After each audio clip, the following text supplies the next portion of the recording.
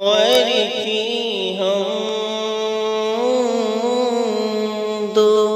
ثنا میں نہ اتر جانا کنیز، غیر کی ہم دو ثنا میں نہ اتر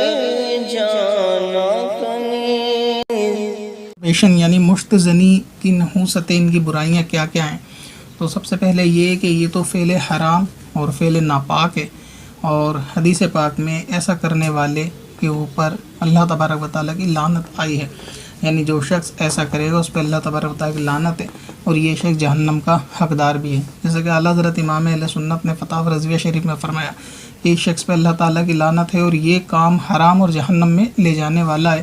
اور اسی طرح ایک روایت میں اور حضور علیہ السلام نے فرمایا کہ 7 لوگوں پر قیامت کے دن اللہ تبارک و تعالیٰ نہ ان کو پاک کرے گا، نہ ان کی طرف رحمت کی نظر کرے گا، اور ان 7 میں ایک مشت زنی کرنے والا ہے، یعنی اپنے ہاتھ سے اپنی منی کو نکالنے والا بھی ہے، کہ اللہ تبارک و تعالیٰ بروز قیامت حشر کے دن ان پہ نگاہ رحمت بھی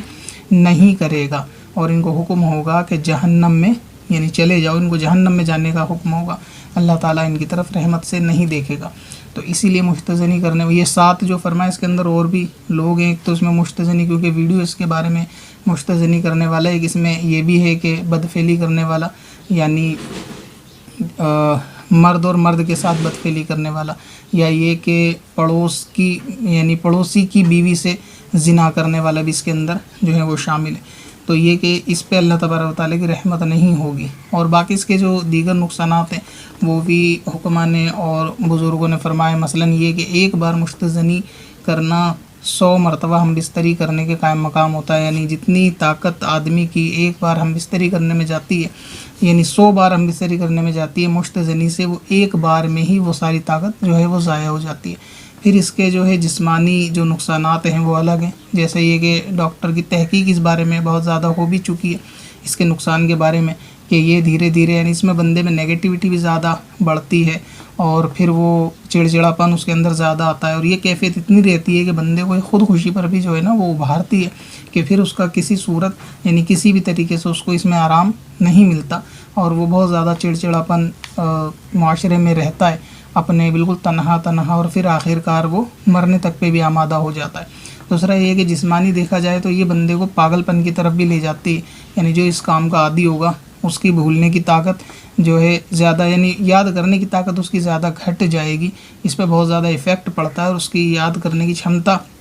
دھیرے دھیرے بالکل ختم ہو جائے گی، اور اس کے قوت حافظہ بالکل کمزور ہو جائے گا۔ تو یہ بھی مشتزنی کے نقصانات ہیں، اور اس کے ساتھ یہ کہ ڈپریشن کا بندہ شکار ہوگا، چہرے کے اوپر کی نورانیت وغیرہ یہ سب تو ہر کام جو ہے وہ ناجائز سے ہوتی ہے، مگر اس سے زیادہ ایفیکٹ پڑتا ہے کہ چہرے کے اندر بدنمائی کا یہ ذریعہ بنتا ہے۔ اسی طرح بندہ یہ کرنے والا ایک پرانے یعنی دق کے اندر بھی مبتلا ہوتا ہے، ایک قسم کا بخار ہے جو نہیں جلدی جاتا، تو ایسا کرنے والا ایسے بخار کے اندر بھی رہتا ہے کہ اس کو اکثر بخار کی کیفیت رہتی ہے، اور یہ کہ پاگل پن کی طرف بھی وہ دھیرے دھیرے یعنی مینٹلی طور سے بھی کمزور ہوتا ہے، تو جاتا رہتا ہے۔ تو یہ سارے نقصانات جو ہیں جسم کے بھی ہیں اور دنیا اور آخرت دونوں کے ہیں اس طریقے کا کام کرنے والے۔ اب یہ کہ بعض لوگوں نے اس کے جائز کی صورت کی ویڈیو بنا رکھی ہے کہ اس میں کب جائز ہے، تو وہ جائز کی صورت اتنی آسان نہیں ہے کہ جتنی لوگوں نے اس ویڈیو سے شاید سمجھ لیا ہو کہ یہ بہت آسان ہے کہ کبھی شہوت کا غلبہ ہو تو یہ کام کر سکتے ہیں، تو ایسا نہیں ہے۔ یہ اعلیٰ حضرت امام اہل سنت نے جو فتاوی رضویہ شریف کے اندر فرمایا، اس کے جائز کی صورت یہ کہ شہوت کا غلبہ ہو، اور یہ غلبہ کسی صورت نہ جاتا ہو، مثلا یہ کہ وہ بندہ روزے بھی رکھتا ہے لیکن اس کو کسی طرح آرام نہیں ملتا، اور یہ نکاح پہ قادر بھی نہیں ہے، مطلب یہ کہ ابھی نکاح نہیں کر سکتا، اس کے آگے ایسی مجبوری ہے کہ نکاح کے بعد جو اس کے حقوق کھانا پینا وغیرہ وہ نہیں دے سکتا، یہ اس پہ انتظام نہیں ہے، نکاح بھی نہیں کر سکتا، اور روزے وغیرہ رکھنے سے بھی یہ معاملہ نہیں ہے، اور اس کے بعد یہ کہ اتنا غلبہ ہے کہ اس کو اندیشہ یہ ہے کہ یہ زنا میں مبتلا ہو جائے گا، تو پھر ایسی صورت میں اگر یہ بندہ مشتزنی کر لے تو پھر اس سے اللہ تبارک و تعالیٰ سے گناہ کی امید نہیں ہے، جبکہ یہ لذت کے لیے نہ ہو، لیکن یہ ابھی یہ اپنی نکاح کی جو ہے کوشش اور جستجو میں لگ جائے، کیونکہ اس کو اس صورت میں نکاح کرنا واجب ہے۔ تو ایسا نہیں ہے کہ بندہ یہ نارملی حالت میں سوچے کہ شہوت کا غلبہ ہے، اگر ایسا نہیں کروں گا تو زنا ہو جائے گا، اور اتنی آسانی سے کر لے، اور دلیل یہ پکڑے کہ اس کے جائز کی صورت بیان کی گئی ہے، تو اتنی آسانی سے نہیں بیان کی گئی ہے۔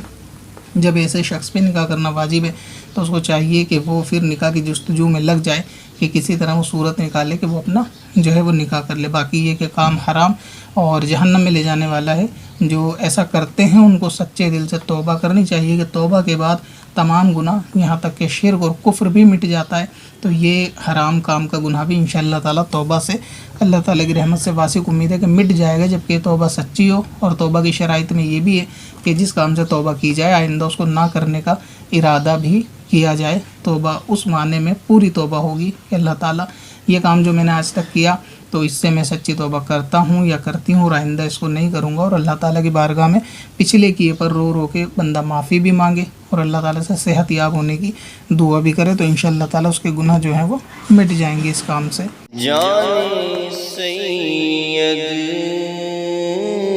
ہو سعادت ہے کوئی کھیل نہیں، جان سید ہو سعادت ہے کوئی